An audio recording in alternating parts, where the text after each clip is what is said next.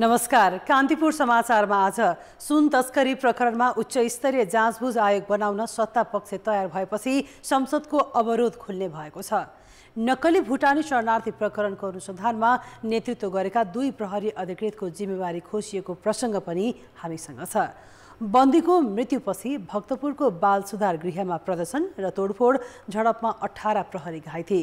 धनगढीको फाप्ला र चितवनको गौतम बुद्ध क्रिकेट रङ्गशाला बनाइदिने भारतको लिखित सहमति। बाढी पहिरोले क्षति पुर्याएका 30 जलविद्युत आयोजनाको पुनर्निर्माणमा सघाउन सरकारसँग गुहार। देश बाहिरको प्रसङ्गमा युक्रेनले रुसी सुपरसोनिक ध्वस्त पारेको र खेलकुदमा महिला राष्ट्रिय क्रिकेट टोली मलेसिया पुगेको समाचार पनि हामीसँग छ। सुरु गरौं आजका मुख्य समाचार। ललिता निवास जग्गा प्रकरणमा पूर्व प्रधानमन्त्री द्वय नेपाल र भट्टराईलाई साक्षी मात्रै बनाएर पूर्व मन्त्री र कर्मचारीमाथि मुद्दा चलाउने तयारी। 200 भन्दा बढीलाई प्रतिवादी बनाइदै प्रदेश सभाको अध्यक्षता गर्नेलाई नै मत विभाजनमा सहभागी गराएर कोशीका मुख्यमन्त्री थापाले लिए विश्वासको मत। वैधानिकतामाथि प्रश्न उठाउँदै फेरि अदालत जाने एमालेको तयारी। पर्यटकीय शहर पोखरा जाने पृथ्वी राजमार्गको बेहाल। स्तरोन्नति थालेको 2 वर्षमा 31% मात्रै प्रगति। पर्यटक आवागमन प्रभावित, यात्रु र स्थानीय दुवैलाई शास्ति। युक्रेनी ड्रोनद्वारा रुसी सुपरसोनिक हतियार ध्वस्त। मस्को विद्रोहपछि अज्ञात भनिएका वाग्नर समूहका प्रमुख प्रिगोजिनले गरे भाडाका सेना भर्नाको आह्वान। र महिला विश्वकप एसिया क्षेत्र छनौट अभ्यासका लागि T20 आई श्रृङ्खला आजदेखि मलेसियामा। नेपाली क्रिकेट टिमले हङकङसँग खेल्दै।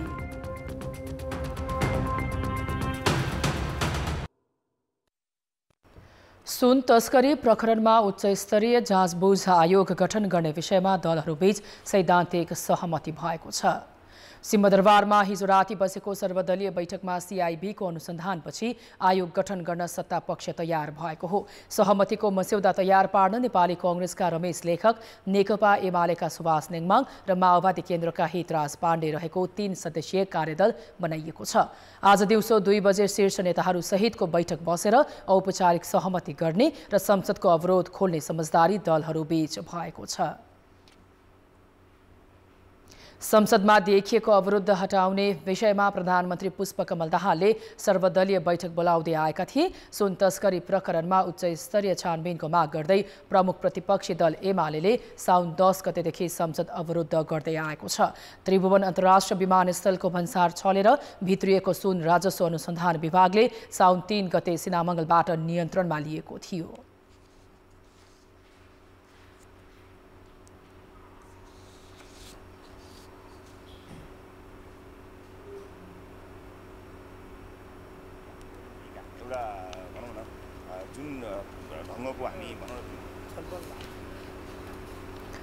बालुवाटार स्थित ललिता निवासको जग्गा हिनामिना प्रकरणमा पूर्व प्रधानमन्त्री द्वय माधव कुमार नेपाल र बाबुराम भट्टराईलाई प्रतिवादी नबनाई अनुसन्धान प्रतिवेदन बुझाउने तयारी प्रहरीले गरेको छ। प्रहरीको केन्द्रीय अनुसन्धान ब्युरो CIB ले आइतबार राति घरमै पुगेर पूर्व प्रधानमन्त्री द्वय नेपाल र भट्टराईको बयान लिएको थियो। CIB ले तत्कालीन भौतिक पूर्वाधार विकास मन्त्री विजय कुमार गच्छदारसँग भने हिजो राति बयान लिएको छ। यस्तै पूर्व मन्त्री चन्द्रदेव जोशी र पूर्व राज्य मन्त्री सञ्जय सँग पनि CIB ले बयान लिएको छ। सर्वोच्च अदालतले सरकारी जग्गा व्यक्तिको बनाउन निर्णायक भूमिका खेल्नेमाथि पनि अनुसन्धान गर्न आदेश दिएको थियो। किर्तेमा अनुसन्धान गरिरहेको CIB ले पूर्व प्रधानमन्त्री द्वय नेपाल र भट्टराईलाई प्रतिवादी भने नबनाउने स्रोतले बताएको छ। पूर्व मन्त्री गच्छदार सहित 4 पूर्व मन्त्री, 12 जना सचिव र 17 जना सहसचिव जग्गा हिनामिना प्रकरणमा संलग्न देखिएको CIB को अनुसन्धानमा देखिएको छ। त्यसैका आधारमा CIB ले राय सहितको अनुसन्धान प्रतिवेदन जिल्ला सरकारी वकिललाई बुझाउने तयारी गरेको हो। कोशी प्रदेशका मुख्यमन्त्री उद्धव थापाले विश्वासको मत पाएका छन्। प्रदेश सभाको अध्यक्षता गरेका सांसद इस्राएल मन्सुरी समेत मत विभाजनमा सहभागी भएपछि थापाले विश्वासको मत पाएका हुन्। उपसभामुख सृजना दनुवारले बिरामी भएको सूचना दिएर बैठक सञ्चालनका लागि मन्सुरीलाई अधिकार प्रत्यायोजन गरेकी थिइन्। बैठकको अध्यक्षता गरिरहेका मन्सुरी गीता तिमल सिन्हालाई अध्यक्षता गर्न लगाएर मत विभाजनमा सहभागी भएका हुन्। मन्सुरी मत विभाजनमा सहभागी भएपछि एमालेका प्रदेश सदस्यहरूले बैठकमा नाराबाजी गरेका थिए। नाराबाजीकै बीच मन्सुरीले मत विभाजनको परिणाम सुनाएका थिए। कोशी प्रदेश सभाका 93 सदस्यमध्ये बैठकमा 77 जना उपस्थित थिए। तीमध्ये थापाको पक्षमा 47 र विपक्षमा 30 मत परेको हो। एमालेबाट उपसभामुख बनेकी दनुवारले सत्ता गठबन्धनका तर्फबाट बहुमत पुग्न नदिने नीति अनुसार बैठक छलेपछि कांग्रेसका मन्सुरीले अध्यक्षता गरेका थिए। प्रदेश सभाका बहुमतका लागि 47 मत आवश्यक पर्छ। अध्यक्षता गर्ने व्यक्तिले दिएको मतको वैधानिकताबारे विपक्षीले प्रश्न उठाएका छन्।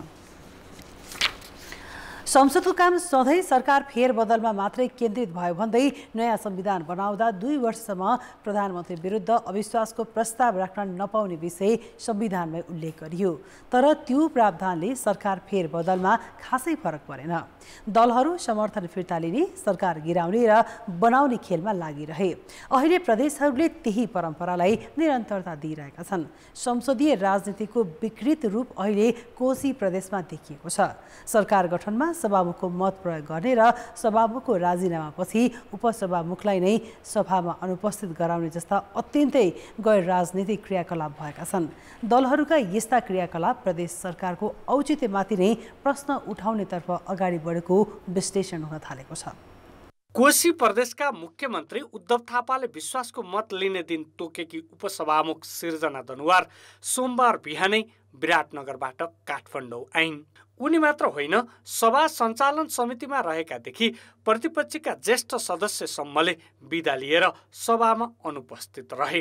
प्रतिपक्षले विश्वासको मत पाउने वातावरण रोक्न खोजेपछि सभाको अध्यक्षता गरेका व्यक्तिलाई पनि मतदानको अधिकार दिएर मुख्यमन्त्रीको पक्षमा बहुमत पुर्याइयो। अदालतले सभामुखको मत रोके पनि ज्येष्ठ सदस्यको मत नरोकेको तर्कसहित सत्ता गठबन्धनले यो प्रक्रिया अपनाएको हो। आवश्यक परेमा अदालतले नै व्याख्या गर्ने तर्क मुख्यमन्त्रीको छ। अब उसले आफ्नो ठाउँबाट व्याख्या गर्ला। हामीले त जे गरेको छौँ यसलाई चाहिँ विधान सम्मतै होला, वैधानिकता नै हुने ढङ्गले हामीले काम गरेको छौँ। किनकि सभामुख उहाँ तोकिएको सभामुख हो। यो प्रदेश सभाको उहाँ सभामुख होइन, उपसभामुख पनि होइन, तोकिएको व्यक्ति हो। उहाँको मत दिने अधिकार यो प्रदेश सभाभित्र छ कि छैन? उहाँको मतलाई कुण्ठित गरेर सभामा सभाध्यक्ष तोकेर सभामुख हिँड्न भाग्न मिल्छ? सभामुख भाग्नु भएको छ। यो परिस्थिति निर्माण गर्ने काम सभामुखबाट भएको छ। अघिल्लो पटक सभामुखको मतका कारण सत्ताबाट बाहिरिएका मुख्यमन्त्री थापाले यसपटक सभाको अध्यक्षता गरेका व्यक्तिको मतसहित आफूलाई बहुमतमा पुर्याएका हुन्। यो विषयलाई असंवैधानिक भन्दै प्रमुख प्रतिपक्षी नेकपा एमालेले बैठकमै नाराबाजी गर्यो। अघिल्लो पटक नै अदालत पुगेको एमालेले यसपालि पनि राजनीतिक र कानुनी उपचार खोज्ने बताएको छ। यो गठबन्धन कस्तासम्म काम गर्छ, यसले संविधान कानुन मिच्ने मात्र होइन, हाम्रा विधि प्रक्रियालाई कसरी लत्याउँछ भन्ने कुरा यो अनुपम नमुना हो। म यति भन्न चाहन्छु, निर्लज्जताको पराकाष्ठ हो। कानुनी उपचार र राजनीतिक उपचार दुइटै खोज्छौँ। राजनीतिक दलहरू सत्ताको लुछाचुडीमा लाग्दा प्रदेश सभाको दोस्रो कार्यकालको सुरुवातमै विवाद देखिएको छ। सुदूरपश्चिम प्रदेशमा बजेट पारित गर्नदेखि मन्त्री परिषदलाई पूर्णता दिनै धौधौ भयो। यति छोटो अवधिमै 4वटा प्रदेशका मुख्यमन्त्री फेरिएका छन्। दलहरू मुद्दामा भन्दा सत्ता राजनीतिमा मात्रै केन्द्रित हुँदा व्यवस्थामाथि नै प्रश्न उठाउनेलाई बल पुगेको छ। संविधान प्रतिको प्रतिबद्धता अलिकति पनि देखिएन कुनै पनि दलका मुख्य नेताहरूको, जसले संविधान ल्याउँदाखेरि आफ्नो रिजर्भेसन राखेको थिए तिनलाई मलाई के भन्नु छैन। तर जसले चाहिँ के छ यो संविधानलाई हामी अगाडि बढाउँछौँ, लैजान्छौँ, यो संविधानका यी गुणहरू छन् भनेर भन्छन् र नथाकिकन भन्छन्, तिनले पनि यी कुराहरू गर्नु भनेको चाहे त्यो कोशी प्रदेशमा होस्, चाहे त्यो सङ्घमा होस् वा अन्य कुनै प्रदेशमा होस्, त्यो तपाईँको के छ भनेदेखि यो राम्रो होइन, यो अस्वीकार्य हुनुपर्ने हो जस्तो किसिमको प्रवृत्ति देखा परेको छ। त्यो प्रवृत्तिहरूले चाहिँ हामीलाई एउटा ठिक ठाउँमा पुर्याउँदैन भन्ने मलाई लाग्छ। सङ्घीय प्रणालीलाई राजनीतिक दलहरूले जसरी प्रयोग गरिरहेका छन् त्यसले प्रदेशमाथिको औचित्य पुष्टि नहुने अवस्थातिर गइरहेको सङ्घीयताका जानकार बताउँछन्। प्रणालीमाथि पनि के भने अब यसले अगाडि बढ्नलाई धेरै गाह्रो देखा परिरहेको अवस्था छ। यसले गर्दा एकातिर यिनीहरूको कार्यक्रमहरू यिनीहरू कार्य सम्पादनमा त्यति सफलतामूलक आज सकारात्मक देखिरहेछन्, अर्कोतर्फ यिनीहरू यस्तै कुरामा खेलबेड गरिरहेका छन् भन्ने कुराहरूले गर्दा जनतामा वितृष्णा छ। त्यस्तै गरेर उहाँहरूको काम सम्पादनमाथि पनि सन्तुष्ट छैन। त्यसो सत्ता अथवा यो अहिलेको प्रणालीप्रति नै वितृष्णा देखा पर्दैछ र यही कारणले अगाडि बढ्ने भने सायद भविष्यमा यसले निकास पाउन सक्ने स्थिति नै। राजनीतिक दलहरूले विधि र प्रक्रिया मिचेर जसरी सत्ता केन्द्रित गतिविधि गरिरहेका छन् यसले सङ्घीय शासन प्रणालीलाई नै कमजोर बनाइरहेको छ। कान्तिपुर समाचारका लागि जिल्ला सहकर्मीहरू महाप्रसाद खतिवडा, सुशीला पाठक र क्यामेरामा श्याम श्रेष्ठका साथ दीपक आचार्य, काठमाडौँ। अब जनताको आवाज हामीले सातै प्रदेशमा सोधेका छौँ। प्रदेश सभामा सरकार गठनलाई लिएर किन अस्वस्थ खेल हुने गरेको होला?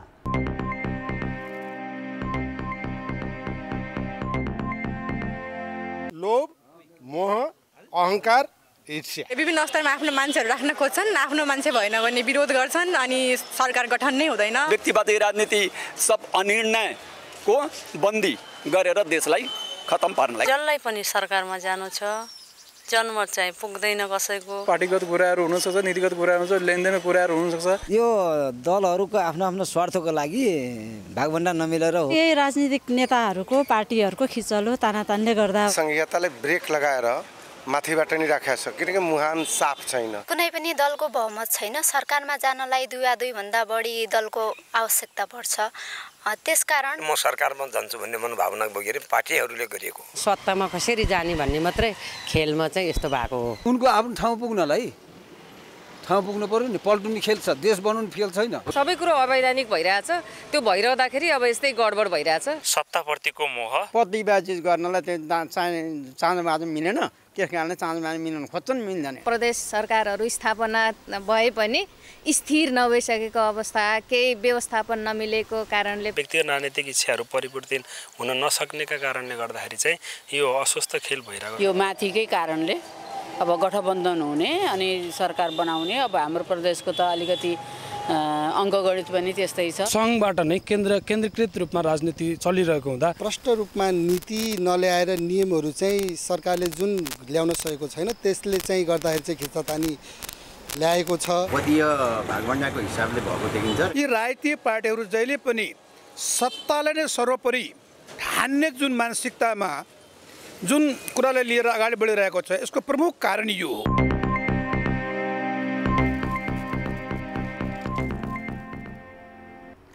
भक्तपुरको सानुठेमी स्थित बाल सुधार गृहमा एक कैदी बन्दीको मृत्युलाई लिएर झडप र प्रदर्शन भएको छ।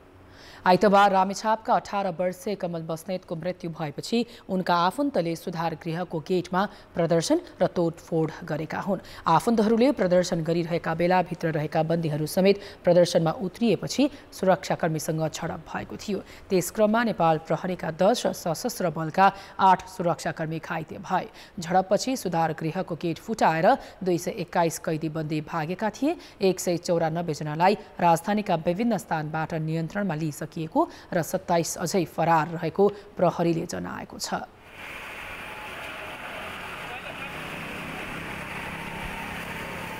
बाँकी भने मैले 27 जना हाम्रो सम्पर्कमा आउनु बाँकी छ। तर मान्छे चाहिँ भेरिफाई गर्दैछौँ हामीले। 297 जनाबाट एक जनाको फोटो र नाम हेरेर भेरिफाई गर्दैछौँ। त्यो एकछिन टाइम लाग्छ त्यसको लागि। छोरा यहाँ छ, तपाईँको छोरी यहाँ छ। छोरीहरू कोही पनि भाग्नु भएको छैन। छोरीहरू 43 जनामा 43 जना यहीँ हुनुहुन्छ। त्यो अहिले भनिदिनु भयो भइहाल्यो हजुरहरूले, होइन? छोराहरू चाहिँ भएको मध्येमा 221 जना भएको मध्येमा अरू सम्पर्कमा आएर 27 जना बाँकी छ। सुधार गृहमा मृत्यु भएका बस्नेत 3 वर्ष अघि पूर्वपक्षका लागि थुनामा थिए। उनको मृत्युपछि सुधार गृह परिसर तनावग्रस्त थियो। घटनाको छानबिन गर्न सहायक प्रमुख जिल्लाधिकारी डोर प्रसाद निरोलाको नेतृत्वमा समिति बनेपछि केही मत्थर भए पनि पुनः बन्दीहरूले प्रहरीमाथि आक्रमण गरेका थिए। घटनालाई नियन्त्रणमा लिन प्रहरीले 2 राउन्ड गोली पनि चलाएको थियो। बन्दीको के कारणले मृत्यु भयो भन्नेबारे अनुसन्धान भइरहेको र पोस्टमार्टमको रिपोर्ट आएपछि सत्य तथ्य थाहा हुने प्रहरीले जनाएको छ। सुधार गृह युसेफ नेपाल नामक संस्थाले चलाउँदै आएको छ। देशभर 8 सुधार गृह सञ्चालनमा रहेकोमा 4 वटा गैर सरकारी संस्थाहरूले सञ्चालन गरेका छन्।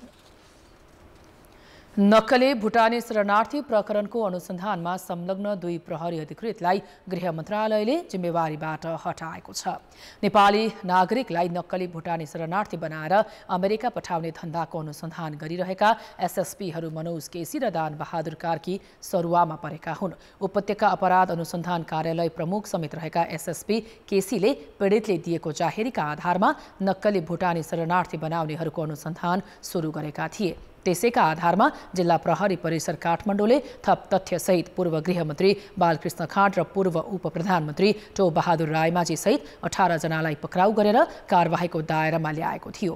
तर गृह मन्त्रालयले भुटानी प्रकरणको सफल अनुसन्धान गरेका काठमाडौँ परिसर प्रमुख एसएसपी कार्कीको पनि सरुवा गरिदिएको छ। मन्त्रालयले उपत्यका अपराध अनुसन्धान कार्यालयको जिम्मेवारी एसएसपी सोमेन्द्र सिंह राठौरलाई दिएको छ भने काठमाडौँ प्रहरी परिसरमा भूपेन्द्र खत्रीलाई पठाएको छ। यसअघि उपत्यका प्रहरी कार्यालयका प्रमुख एआईजी श्यामलाल गेवालीको पनि सरकारले सरुवा गरिसकेको छ। नक्कली शरणार्थी बनाउने विरुद्ध थप 18 जनाको जाहेरी लिएर दोस्रो चरणको अनुसन्धान गर्ने तयारीमा रहेका अधिकृतहरूलाई दबावमा हटाइएको जनाइएको छ। समाचार अझै बाँकी छन्। राष्ट्रपति रामचन्द्र पौडेलले प्रधान न्यायाधीशमा विश्वम्भर प्रसाद श्रेष्ठलाई नियुक्त गरेका छन्। संसदीय सुनवाई समितिले सर्वसम्मत अनुमोदन गरेपछि श्रेष्ठलाई राष्ट्रपति पौडेलले नियुक्त गरेका हुन्। उनले आज राष्ट्रपतिबाट शपथ लिनेछन्। श्रेष्ठले 13 महिना सर्वोच्च अदालतको नेतृत्व गर्नेछन्। यसअघि सुनवाई समितिमा सांसदहरूले सोधेको प्रश्नको जवाफ दिने क्रममा उनले अदालतमा बिचौलिया र विकृति नियन्त्रण गर्न कठोर कदम चाल्ने बताए। बिचौलिया, विकृति र विसङ्गतिमा शून्य सहनशीलता अपनाउने र अदालतमा अनावश्यक भिडभाड नियन्त्रण गरी जनताको आशा जगाउने काम गर्ने उनको भनाइ छ। बिचौलिया विसङ्गतिलाई नियन्त्रण गर्ने काममा साना व्यवस्थापकीय कार्यहरूबाट शुभारम्भ गर्दै लगिरहेको छु। यस किसिमको व्यवस्थापकीय कार्यबाट मलाई आशा छ त्यस्ता विकृत विसङ्गतिलाई मौलाउन दिने अवसर दिने छैन र अरू पनि यसपट्टि हुनुपर्ने म यसमा कठोरता साथ लाग्नेछु। सीके राउत नेतृत्वको जनमत पार्टीले मूल्याङ्कनमा कम अङ्क ल्याउने प्रदेश सभा सदस्यलाई जवाबदेहीपना निर्देशन दिने भएको छ। कम अङ्क ल्याउने सांसदहरूले पनि पार्टीको मूल्याङ्कन पद्धति नै त्रुटिपूर्ण भएको आरोप लगाएका छन्। मूल्याङ्कनमा पार्टीका महासचिव समेत रहेका चन्दन कुमार सिंह, अनिता शाह, भाग्यश्री कुमारी चौधरी र त्रिभुवन शाहले कम अङ्क ल्याएका छन्। स्थानीय तहबाट सिराहाको कल्याणपुर नगरपालिका वडा नम्बर 9 का अध्यक्ष विनोद यादवले कम अङ्क ल्याएका छन्। 50 भन्दा कम अङ्क ल्याएका सांसदलाई पहिलो पटक सुधारका लागि अवसर दिने र अर्को मूल्याङ्कनमा पनि कमजोर परिणाम दोहोरिए पार्टीले कारबाही समेत गर्न सक्ने बताएको छ। आन्तरिक मूल्याङ्कनको लागि मात्रै गरिएको हो र पछि गएर जुन प्रदेशसभा सांसद अथवा स्थानीय निकायका जुन प्रतिनिधिहरू छन् उहाँहरूको पटक यदि यस्तै किसिमको आयो भने त्यतापट्टि पनि सोच्न सकिन्छ। आन्तरिक मूल्याङ्कनमा कम अङ्क ल्याएपछि पार्टीभित्र आलोचना खेपेका महासचिव चन्दन सिंहले मूल्याङ्कन प्रक्रियामा त्रुटि भएको प्रतिक्रिया दिएका छन्। आन्तरिक मूल्याङ्कनमा अन्य दलका कार्यकर्ताले पनि मतदान गरेको उनको दाबी छ। कार्यकर्तालाई खुसी पार्ने गरी संसदीय विकास कोषको रकम खर्च नगर्दा आन्तरिक मूल्याङ्कनमा मत नपाएको सिंहको आरोप छ। आन्तरिक मूल्याङ्कनको कुरा थियो, यसमा अलिअलि त्रुटि कहीँ भएको छ। मेरो क्षेत्रमा अलिकति 2-4वटा बोटहरू तपाईँको अन्य साथीहरूले पनि खसालेर बिग्रिया अवस्था आएको हुनसक्छ। अहिले कार्यकर्ताहरूमा युवाहरूमा धेरै चिजको अध्ययन र अनुभवको अभाव छ। त्यो बिस्तारै अनुभव भएपछि नेताप्रतिको जुन एउटा तृष्णा या किसिमको नआउनु पर्ने हो त्यो आउँछ र बिस्तारै सुध्रिन्छ होला। नितान्त हाम्रो पार्टीका जुन प्रतिनिधिहरू छ त्यहाँका जुन सदस्यहरू छ, क्रियाशील सदस्यदेखि लिएर साधारण सदस्यहरू जो वैशाख 30 गतेसम्म सदस्यता लिएका छन्, उहाँहरू बाहेक अरूले भोटिङ गर्ने त्यहाँ चाहिँ राइट पनि हुँदैन र त्यो सम्भव पनि हुँदैन। निर्वाचित जनप्रतिनिधिको मूल्याङ्कन गर्न जनमत पार्टीका कार्यकर्ताले एक साता अघि आफू मतदाता रहेको स्थानमा मतदान गरेका थिए। उनीहरूलाई जनप्रतिनिधिको काम सन्तोषजनक रहेको वा ठिक छैन भन्ने 2 विकल्प दिएको थियो। जनमत पार्टीबाट स्थानीय तहमा 97, मधेस र लुम्बिनी प्रदेशमा 16 र संघीय संसदमा 6 जना जनप्रतिनिधि छन्।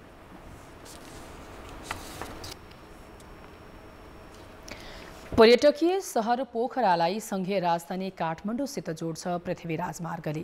यही राजमार्गको पोखरा मुगलिन सडक खण्डको स्तरोन्नति सुरु भएको 2 वर्ष बितिसकेको छ। काममा भइरहेको चरम ढिलासुस्तीले स्थानीय वातावरणमा असर त परेको छ नै, राजमार्गको दुरावस्थाले पोखराको पर्यटन क्षेत्र समेत खस्किन थालेको छ।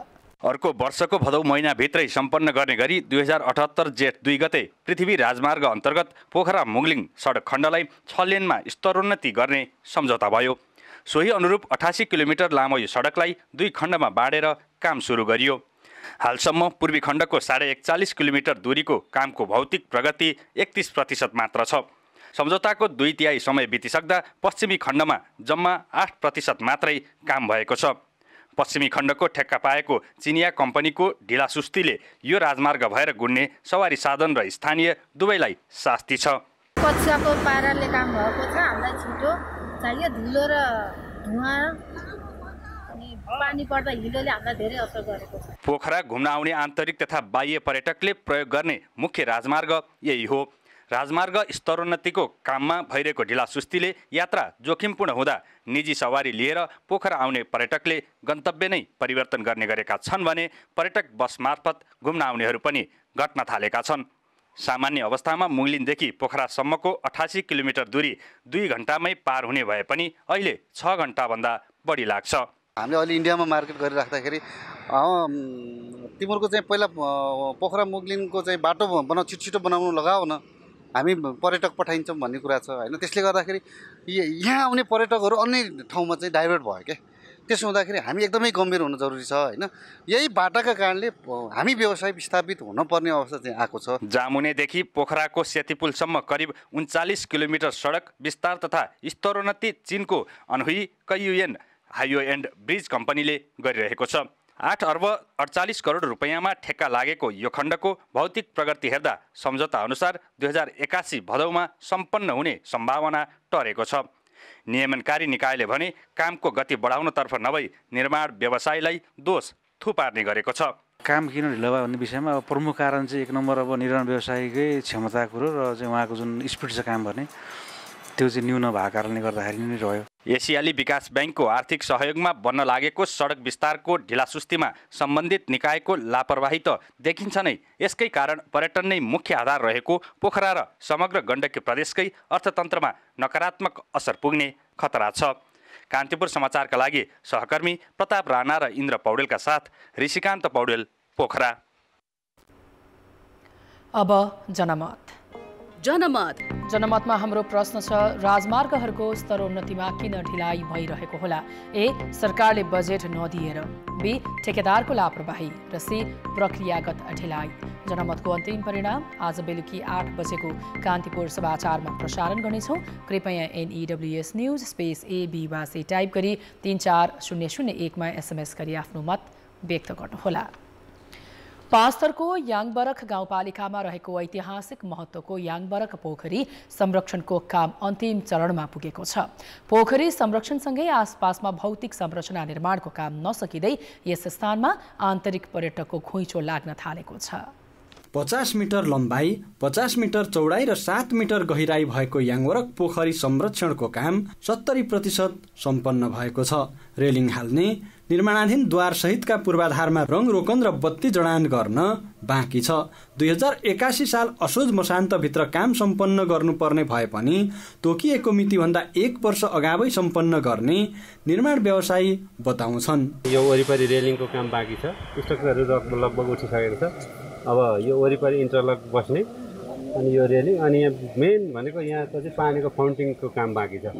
याङबरख गाउँपालिका 4 निशानधाम क्षेत्रमा रहेको यो पोखरीको आसपास निर्माण भइरहेका सबै संरचनाको काम सकिँदा यो क्षेत्र कोशी प्रदेशको महत्त्वपूर्ण गन्तव्यका रूपमा स्थापित हुने दाबी जनप्रतिनिधिको छ। प्रत्येकै हिसाब प्रत्येक भित्राउने एउटा याङबरखको नमुना बनाउने, याङबरखको एउटा भावना बनाउने, प्रत्येक हिसाबले स्थापना गर्नको लागि पनि हामीले यो गर्न खोजेका छौँ। प्राकृतिक पोखरीलाई जलकुम्भी झार र बोझोले ढाकेर लोप हुने अवस्थामा पुगेपछि गाउँपालिकाले संरक्षणको योजना बनाएको हो। पोखरी संरक्षणको कामले स्थानीय खुसी भएका छन्। गाउँपालिकाले पनि नजर दिइराखेका छ, यहाँ पुग कुराहरूको व्यवस्थाहरू गरिराखेका छ र हामी यहाँका एक प्रकारको यहाँका जनता निकै प्रभावित छौँ। संघीय सरकारले 6,44,25,092 रुपैयाँ उपलब्ध गराएपछि सीएम आशुजेभी काठमाडौँले ठेक्का सम्झौता गरी पोखरी संरक्षणको काम अगाडि बढाएको हो। निर्माणका सबै काम सकिएपछि जलविहारका लागि पूर्वाधार निर्माण गर्ने सम्मको योजना गाउँपालिकाले अगाडि बढाएको छ। कान्तिपुर समाचारका लागि लक्ष्मी गौतम, याङवरक गाउँपालिका 5 थर। आर्थिक र अन्तर्राष्ट्रिय समाचार अझै बाँकी छन्। अर्थ र विकास। असार 1 र 2 गते आएको बाढीका कारण क्षति पुगेका सङ्खुवासभा, 5 थर, ताप्लेजुङ र भोजपुरका 30 जलविद्युत आयोजनामध्ये अधिकांशले पुनर्निर्माण सुरु गरेका छैनन्। पुनर्निर्माण गर्ने रकम नभएको र सरकारले पनि राहतका लागि नीतिगत व्यवस्था नगरेको उनीहरूको दाबी छ। बाढीले निर्माण सम्पन्न भइसकेका 13 र निर्माणाधीन 17 आयोजनामा क्षति पुर्याएको थियो। 13 मध्ये 3 आयोजना पुनः सञ्चालनमा आए पनि बाँकी 10वटा सञ्चालनमा आएका छैनन्। बाढीबाट ठूलो क्षति पुगेको, को रकम आइ नसकेको र बैंकहरूले पनि थप रकम नदिएकाले पुनः निर्माण अघि बढाउन कठिन भएको आयोजना प्रवर्धकहरूले बताएका छन्। स्वतन्त्र ऊर्जा उत्पादकहरूको संस्थाका अनुसार ती आयोजनामा करिब 8 अर्ब 84 करोड बराबरको क्षति भएको छ। बीमा कम्पनीहरूले तत्काल रकम दिन नखोजेकाले सरकारले नीतिगत व्यवस्था गरेर आफूहरूलाई सहजीकरण गरिदिनुपर्ने उनीहरूको माग छ। आयोजनामा पावर हाउसमा क्षति पुर्यायो, बाँधमा क्षति पुर्यायो, पाइपलाइनमा क्षति पुर्यायो। अब यो बनाउनको लागि अब हामीलाई ठुलो धनराशिको आवश्यकता छ। प्रवर्धकले पनि लगानी गर्न सक्ने अवस्था भने, किनभने अहिलेको क्षति चाहिँ उसको खल्तीबाट अथवा ऊबाट हालेर बनाउन सक्ने अवस्था छैन। त्यो भएको हुनाले अहिले चाहिँ प्रवर्धकहरूले ब्याङ्कसँग नगइकन अर्को थप लोन नलिकन फेरि पुनर्निर्माण गर्ने अवस्था चाहिँ छैन। सस्तो ब्याजदरमा ऋण उपलब्ध हुने गरी पुनर्कर्जा पाउनुपर्ने, उपकरण आयातमा भन्सार छुट, आयोजनाको इजाजत पत्रको म्याद थप तथा निर्माण सम्पन्न आयोजनालाई थप ऋणको व्यवस्था गर्नुपर्ने उनीहरूको माग छ। राष्ट्र बैंकले क्षतिग्रस्त आयोजनाको ऋणबारे जानकारी लिए पनि सरकारले पनि कुनै चासो नदेखाएको उनीहरूको भनाइ छ।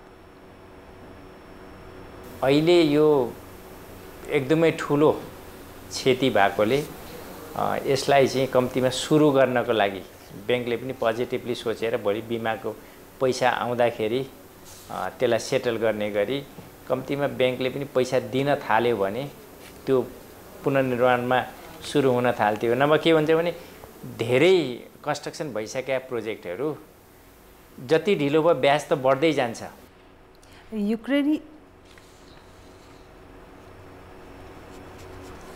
युक्रेनी ड्रोनले रुसी सुपरसोनिक बम्बरलाई ध्वस्त पारेको छ। लामो दूरीको सुपरसोनिक बम्बरलाई युक्रेनी ड्रोन हमलाले ध्वस्त बनाएको र सेन्ट पिटर्सबर्गको दक्षिणी हवाई अड्डामा आगो लागेको बीबीसीले जनाएको छ। मस्कोले सानो हतियारधारी ड्रोनले हमला गरेर सुपरसोनिक बम्बरलाई क्षति पुर्याएको स्वीकार गरेको छ। TU-22 ध्वनिभन्दा 2 गुणा छिटो उडान भर्ने सैन्य विमान रुसले युक्रेनी सहरहरूमा हमला गर्न प्रयोग गरेको थियो।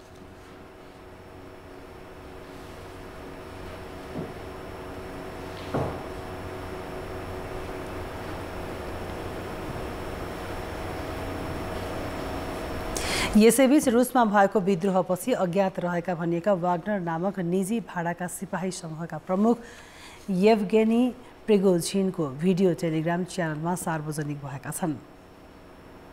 भिडियोमा प्रिगोजिन मरुभूमि क्षेत्रमा उभिएका र हातमा राइफल भिरेको अवस्थामा देखिएका छन्। गत जुनमा भएको मस्कोको विद्रोहपछि उनी अज्ञात थिए। प्रिगोजिनले वाग्नर समूहले रुसको शक्तिलाई सबै महादेशहरूमा बढाउने र अफ्रिकालाई अझै स्वतन्त्र, न्यायोचित र खुसी बनाउन उपस्थित बढाउने भनेका छन्। उनले ISIS र अल कायदा जस्ता आतंकवादी समूहमाथि हावी हुने प्रतिबद्धता जनाएका छन्। वाग्नरले थप सिपाही भर्ती गर्ने घोषणा छ। रुसमा विद्रोहपछि वाग्नर समूहका लडाकुहरू बेलारुस पलायन भएका र त्यहाँ सेनालाई प्रशिक्षण दिन थालेका छन्। समाचार अझै बाँकी छन्। खेलकुद समाचारमा स्वागत छ। मलेसियामा आजदेखि सुरु हुने 4 देशीय T20I श्रृङ्खलामा नेपाली महिला क्रिकेट टिमले हङकङसँग खेल्दैछ। ICC विश्वकप एसिया क्षेत्र छनौटका लागि मलेसिया गएको नेपाली टिमले अन्तिम अभ्यास स्वरूप 4 देश सम्मिलित श्रृङ्खला खेल्न लागेको हो। बायमास ओभलमा दिउँसो 11:15 बजे सुरु हुने खेलमा नेपाल र हङकङ आम्ने सामने हुनेछन्। यसअघि हङकङमा भएको एसीसी महिला इमर्जिङ कपमा नेपाल र हङकङ खेल्ने तालिका भए पनि वर्षाका कारण खेल रद्द भएको थियो। त्यसअघि एसीसी महिला T20 च्याम्पियनसिपमा नेपाल हङकङसँग 7 विकेटले पराजित भएको थियो। आज सुरु हुने श्रृङ्खलाको उद्घाटन खेलमा आयोजक मलेसियाले कुवेतको सामना गर्नेछ। नेपालले आफ्नो दोस्रो खेल भदौ 6 गते कुवेतसँग र लिग चरणको अन्तिम खेलमा 8 गते मलेसियासँग खेल्नेछ। समूहका शीर्ष 2 टिमले फाइनल खेल्नेछन् भने पुछारका 2 टिमले तेस्रो स्थानका लागि खेल्नेछन्। यो सिरिज नेपालका लागि ब्याटिङ र फिटनेस सुधारको अवसर पनि हो। नेपाल क्रिकेट संघले भारतीय देविका पाल शिखरलाई ब्याटिङ प्रशिक्षक नियुक्त गरेपछि नेपालले पहिलो प्रतियोगिता खेल्दैछ। सामसङजङ थापाको मुख्य प्रशिक्षणमा रहेको नेपाली टिममा 3 नयाँ खेलाडी छन्। नेपाली टिमले श्रृङ्खलापछि थाइल्यान्डसँग एउटा अभ्यास खेल खेल्ने तालिका छ। एसिया क्षेत्र छनौट आगामी भदौ 14 गते मलेसियामै सुरु हुँदैछ। यही छनौटको लागि नेपाली टिम गत साउन 32 गते मलेसिया गएको थियो। घरेलु मैदानमा 12 दिनको अभ्यासपछि नेपाली टिम मलेसिया गएको हो। धनगढीको फाप्ला र चितवनको गौतम बुद्ध रङ्गशाला नेपाली क्रिकेटका ड्रिम प्रोजेक्ट हुन्। प्रधानमन्त्री पुष्पकमल दाहालको भ्रमणका क्रममा भारतले निर्माण गरिदिने प्रतिबद्धता जनाएसँगै यी रङ्गशाला पुनः चर्चामा छन्। भारतसँगको सहमतिपछि फाप्लाको विस्तृत परियोजना प्रतिवेदन DPR प्रक्रिया अघि बढेको छ। पूर्वाधार अभावका कारण काठमाडौँमा मात्र केन्द्रित क्रिकेटलाई यी 2 रङ्गशालाले मोफसलमा समेत विस्तार गर्ने अपेक्षा गरिएको छ। नेपालले अन्तर्राष्ट्रिय क्रिकेटमा पाएको एकपछि अर्को सफलता र बढ्दो क्रेजका बीच धुर्मुस सुन्तली फाउन्डेसनले चितवनको भरतपुरमा क्रिकेट रङ्गशाला बनाउने घोषणा गरेको थियो। सोही अनुसार 2075 माघ 16 गते फाउन्डेसन र भरतपुर महानगरपालिका बीच अन्तर्राष्ट्रिय मापदण्डको गौतम बुद्ध क्रिकेट रङ्गशाला निर्माणको सम्झौता भयो। फाउन्डेसनले जनसहयोगबाटै रकम जुटाउने भन्दै चन्दा समेत उठायो। तर पर्याप्त रकम सङ्कलन हुन नसकेपछि निर्माणमा समस्या उत्पन्न भयो। 18 करोड ऋण लागेको भन्दै फाउन्डेसनले काम रोकेको पनि 2 वर्षभन्दा बढी भइसकेको छ। कुल 3 अर्ब खर्च हुने अनुमान गरिएको रङ्गशालाका लागि 39 करोड 80 लाख मात्रै रकम सङ्कलन भएको थियो। हालसम्म 57 करोड बढी खर्च भइसकेको धुर्मुस सुन्तली फाउन्डेसनको दाबी छ। भौतिक पूर्वाधारको 35% मात्रै सकिएको छ। नेपालले ती रङ्गशालाहरूलाई चाहिँ बनाउनका लागि आवश्यक बजेट छुट्याएको छैन। भारतसँग आग्रह गरेको छ। त्यसलाई चाँडोभन्दा चाँडो कार्यान्वयनका लागि सरकारले पहल गरिदिनु पर्यो भनेर म भनिराखेको छु हैन। र हामी पनि सरकारसँग आग्रह गरिराखेको छु। सरकारले यो कुरा चाहिँ चाँडोभन्दा चाँडो कार्यान्वयन गराइदियो नत्र अब इन्डियाले बनाइदिने रे अब कहिले बनाइदिने 10 वर्षपछि 15 वर्षपछि त्यो त नेपाल क्रिकेट भनौँ न त्यो बेलासम्म त एक किसिमले चाहिँ हामी अन्यलता हुन्छ। त्यसकारण बनाउने भएपछि चाँडो बनाउन सरकारले पहल गरिदिनु पर्यो। कैलालीको धनगढी उपमहानगरपालिका 3 मा 8 वर्ष अघि फाप्ला रङ्गशाला निर्माणको अभियान सुरु गरिए पनि जग्गा विवाद तथा बजेट लगायतका कारण रोकिएको थियो। सङ्घीय सरकारले फाप्ला मैदानलाई विकास समिति मोडलमा लैजाने निर्णय गर्दै अध्यक्षमा अभियन्ता सुभाष शाहीलाई नियुक्त गरिसकेको छ। अबको 3 वर्षमा पूरा गर्ने लक्ष्य राखिएको रङ्गशालाका लागि 15 अर्ब खर्च लाग्ने अनुमान गरिएको छ। फाप्ला अन्तर्राष्ट्रिय क्रिकेट रङ्गशाला तथा खेलग्राम विकास समितिको गठन आदेशको दफा 14 को 1 खमा चाहिँ उल्लेख पनि गरेको छ। विदेशी सरकार सङ्घ संस्थाबाट सहयोग लिएर पनि बनाउने भन्ने त्यसलाई टेकेर नै हामीले अगाडि बढाएका छौँ।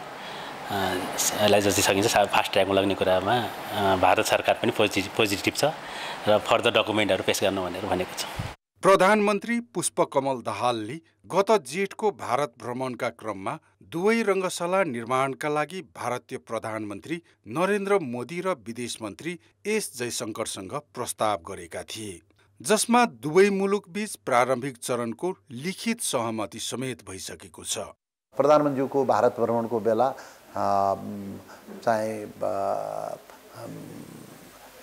फाप्ला कैलालीको रङ्गशाला यो त्यहाँ चाहिँ यो रङ्गशाला क्रिकेट रङ्गशाला बनाउने कुरा र चितवनमा पनि बनाउने कुरा भएको छ र त्यसको DPR तयार गर्ने भनेर चाहिँ हामीले सम्बन्धित मन्त्रालयलाई लेखेर पठाइसकेका छौँ।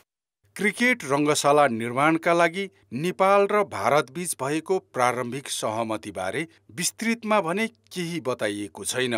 अहिलेसम्म त्रिवी क्रिकेट मैदानले मात्र अन्तर्राष्ट्रिय प्रतियोगिताको भार थिक्दै आएको छ। मूलपानीले एउटा अन्तर्राष्ट्रिय प्रतियोगिता आयोजना गरियो। फाप्ला र गौतम बुद्ध तयार भई न्युट्रल भेन्यूका रूपमा विकास गर्ने लक्ष्य राखिएको छ। कान्तिपुर समाचारका लागि धनगढीबाट टेकराज जोशी, चितवनबाट राजु चौधरी र गणेशमान मुखियाका साथ खेलकुद ब्युरोको रिपोर्ट। खेलकुद समाचार अहिलेलाई यति नै। कान्तिपुर समाचार अहिलेलाई सकियो। कान्तिपुर टेलिभिजन हेर्दै गर्नुहोला। नमस्ते।